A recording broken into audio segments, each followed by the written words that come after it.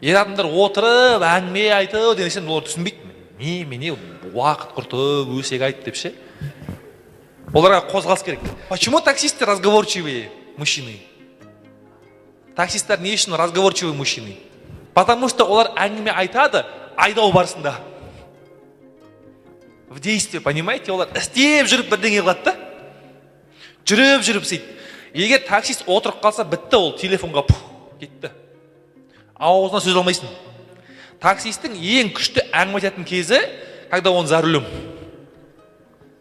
То есть ер адамға всегда әрекет маңызды, ол бірдеңе істеп ату керек.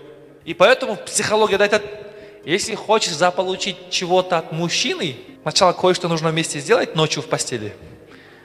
Потом барып сказать, маған анау керек деп ше. Болды. Нужно, чтобы он подвигался. Назад, вперед. Потом барып ол ағра істейді.